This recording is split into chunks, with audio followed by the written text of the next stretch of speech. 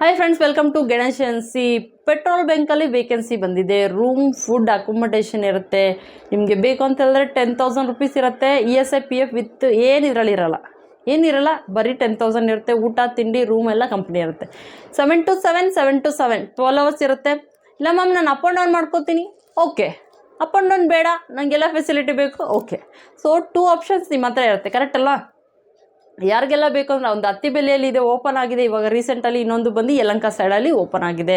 ಅದು ಆಲ್ಮೋಸ್ಟ್ ತುಂಬ ದಿನದಿಂದ ನಡೀತಾ ಇದೆ. ಯಾರೆಲ್ಲ ಹೋಗ್ಬೇಕಂತಿದ್ದೀರಾ ಟ್ರೈ ಮಾಡಿ ಅಂತ ಹೇಳ್ತೀನಿ. ಯಾಕಂತಂದರೆ ಇದರಲ್ಲಿ ಬಂದು 10th ಆಗಿರಲೇಬೇಕು. ಯಾಕಂತಂದರೆ ಕ್ಯಾಶ್ ಕೌಂಟಿಂಗ್ ಇರುತ್ತೆ, ಕ್ಯಾಶ್ ಕಲೆಕ್ಟ್ ಇರುತ್ತೆ. ಎಷ್ಟು ಪೆಟ್ರೋಲ್ ಹಾಕಿರ್ತೀರ ಅದನ್ನು ನೋಡ್ಕೋಬೇಕಾಗುತ್ತೆ. ಈ ಥರನೇ ಜಾಬ್ಸ್ ಇರುತ್ತೆ. ಕರೆಕ್ಟ್ ಅಲ್ವಾ? ತುಂಬ ಜನ ಏನು ಅಂದ್ಕೊತಾರೆ, ಪೆಟ್ರೋಲ್ ಅಂದರೆ ತುಂಬ ಹಾರ್ಡ್ ವರ್ಕಾ. ಗೊತ್ತಿರೋರಾದರೆ ಗೊತ್ತಿರುತ್ತೆ, ಗಾಡಿಗೆ ಪೆಟ್ರೋಲ್ ಹಾಕಬೇಕು, ಬಂದಾಗ ಯಾರಾದರೂ ಪೆಟ್ರೋಲ್ ಹಾಕಬೇಕು, ಅದ್ರದ್ದು ಎಷ್ಟು ಅಮೌಂಟ್ ಇರುತ್ತೆ ಅದನ್ನು ತೊಗೋಬೇಕಂತ. ಕರೆಕ್ಟ್ ಅಲ್ವಾ? ಗೊತ್ತಿಲ್ದಿರೋರ್ಗಾದರೆ ಹೇಗೆ ಎಕ್ಸ್ಪ್ಲೇನ್ ಮಾಡಬೇಕು ಅಂದರೆ ಇದೇ ತಾನೆ. ಸೊ ಫ್ಯಾಮ್ಲೀಸ್ ಬರ್ತೀರಂತಂದ್ರೆ ಅಲ್ಲಿನೇ ಬಂದು ಸ್ಟೇ ಮಾಡ್ಕೊತೀರಂದ್ರೂ ರೂಮ್ ಕೊಡ್ತಾರೆ. ಸೊ ನಿಮಗೆ ಏನಂತ ಹೇಳಿದ್ರೆ ಹಸ್ಬೆಂಡ್ ಆ್ಯಂಡ್ ವೈಫ್ ಇರ್ತೀರಂದ್ರೂ ಓಕೆ. ಬಟ್ ಏನಂತಂದರೆ 1-2-3 ಜನಕ್ಕೆ ಕೊಡ್ತಾರೆ. ಅವ್ರಿಗೆ ಅಲ್ಲಿ ಏನಿರುತ್ತೆ ಅಂದರೆ ವ್ಯವಸಾಯ ಇರುತ್ತೆ. ತುಂಬ ಜನ ರೈತರೇ ತುಂಬ ಇರ್ತಾರೆ. ಕರೆಕ್ಟ್ ಅಲ್ವಾ? ಸೊ ಅವರು ರೈತರು ಏನಾರ ಬಂದು ಕೆಲಸ ಮಾಡ್ಕೊತೀನಿ, ನಂಗೆ ಏನು ಎಜುಕೇಷನ್ ಇಲ್ಲ ಮೇಡಮ್ ಅಂದರೆ ಅವ್ರಿಗೂ ನಿಮಗೆ ರೈತರ ಕೆಲಸ ಕೂಡ ಕೊಡ್ತಾರೆ. ಕರೆಕ್ಟ್ ಅಲ್ವಾ? ಓದು ಬರಹ ಇಲ್ಲ ಅಂದ್ರೂ ಪರವಾಗಿಲ್ಲ. ಅವ್ರಿಗೇನಂದರೆ ಫ್ಯಾಮಿಲೀಸ್ ಬಂದರೆ ಅವರು ಏನಾದರೂ ಒಂದು ವ್ಯವಸಾಯ ಮಾಡೋ ಥರ ಕೆಲಸ ಕೊಡ್ತಾರೆ, ಮನೆ ಹತ್ರ ಕ್ಲೀನ್ ಮಾಡ್ಕೊಳ್ಳೋ ಥರ ಕೆಲಸ ಕೊಡ್ತಾರೆ, ಏನಾದರೂ ಒಂದೊಂದು ಥರ ಕೆಲಸ ಕೊಡ್ತಾರೆ. ಅವರು MLA ಅವರು ಒಳ್ಳೆಯವರು ಕೂಡ. ತುಂಬ ಜನಕ್ಕೆ ಹುಡುಗರಿಗೆ ಹೆಲ್ಪು ಮಾಡಿದ್ದಾರೆ, ಫ್ಯಾಮಿಲೀಸ್ ಕೂಡ ಹೆಲ್ಪ್ ಮಾಡಿದ್ದಾರೆ. ಒಂದು ಲೇಡಿ ಮಗುನ ತೊಗೊಂಡು ಸಡನ್ನಾಗಿ ಮನೆ ಹತ್ರ ಗಂಡನ ಹತ್ರ ಜಗಳ ಮಾಡ್ಕೊಂಬಂದ್ಬಿಡಿ.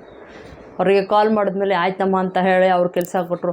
ಆಮೇಲೇನೋ ಮತ್ತೆ ಅವ್ರ ಫ್ಯಾಮಿಲೀಸ್ ಬಂದು ಕರ್ಕೊಂಡೋದ್ರಂತೆ.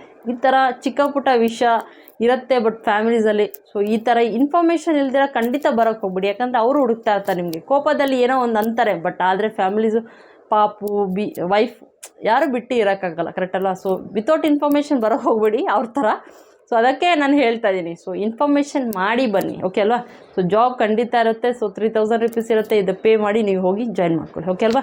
ಸೊ ಯಾರಿಗೆಲ್ಲ ಪೆಟ್ರೋಲ್ ಬ್ಯಾಂಕಲ್ಲಿ ಹಾರ್ಡ್ ವರ್ಕ್ ಬೇಡ, ಬೆಟರ್ ಇದು ನನಗೆ ಅನ್ಕೊತೀನಿ. ಓಕೆ ಅಲ್ವಾ? ಸೊ ಆದಷ್ಟು ಟ್ರೈ ಮಾಡಿ ಅಂತ ಹೇಳ್ತೀನಿ. ಓದು ಬರ ಏನೂ ಇಲ್ಲಾಂದರೆ ಪರವಾಗಿಲ್ಲ, ಅದಕ್ಕೆ ತಕ್ಕನಾಗೆ ಜಾಬ್ ಇರುತ್ತೆ. ಇಲ್ಲ ಮ್ಯಾಮ್ ನಾನು ಓದಿದ್ದೀನಿ ಅಂತ ಹೇಳಿದ್ರು ಪರವಾಗಿಲ್ಲ, 10th ಮಾರ್ಕ್ ಶೀಟ್ ಬೇಕಾಗುತ್ತೆ, ಅಲ್ಲಿ ಪೊಲೀಸ್ ವೆರಿಫಿಕೇಷನ್ ಶೀಟ್ ಬೇಕಾಗುತ್ತೆ. ಯಾಕಂದರೆ ಒಂದು ದಿನದಲ್ಲಿ 10,000ದಿಂದ 50,000ವರೆಗೂ ಡೈಲಿ ರೊಟೇಟ್ ಆಗುತ್ತೆ. ಸೊ ಯಾವುದೇ ರೀತಿ ಏನಾರ ಕಳ್ತನ ಏನಾರು ಆಯ್ತು ಅಂದರೆ ನಿಮಗೇನೆ ಪೊಲೀಸ್ ವೆರಿಫಿಕೇಷನ್ ಯಾಕೆ ಮಾಡ್ತಾರೆ ಅಂತ ಇದಕ್ಕೆ ಮಾಡ್ತಾರೆ. ಕರೆಕ್ಟ್ ಅಲ್ಲ? ಮತ್ತು ನೀವು ಕಳ್ತನ ಮಾಡ್ತೀನಿ ಅಂತ ಯಾರು ಹೇಳಲ್ಲ, but company rules and regulations ಏನಿರುತ್ತೆ ಯಾರೇ ಆದರೂ ಸಹ ಅದರಲ್ಲೇ ಹೋಗಬೇಕಾಗುತ್ತೆ. ಓಕೆ ಅಲ್ಲ? ಯಾರಿಗೆಲ್ಲ ಇವಾಗ ಈ ಕೆಲಸದಲ್ಲಿ ಹೋಗಬೇಕು ಅಂತ ತುಂಬ ಜನ ಕಾಲ್ ಮಾಡ್ತಾಯಿರಿ, ಬರ್ತೀನಿ ಅಂತ ಹೇಳಿದ್ರಿ, ಅವರು ಸ್ವಲ್ಪ ಪೆಂಡಿಂಗಲ್ಲಿದ್ದೀರಾ, ಆದಷ್ಟು ಬರೋಕ್ಕೆ ಟ್ರೈ ಮಾಡಿ ಅಂತ ಹೇಳ್ತೀನಿ. ನಿಮಗೆ ಬೇಕಾಗಿರೋ ಜಾಬ್ಸೇ ಆದಷ್ಟು ಮಾಡಿ ಕೊಡ್ತೆ ಗಣೇಶ್ ಎನ್ಸಿ. ಕರೆಕ್ಟ್ ಅಲ್ವಾ? So thank you my watching video ಅಂತ ಹೇಳ್ತೀನಿ. ನಮಸ್ತೆ.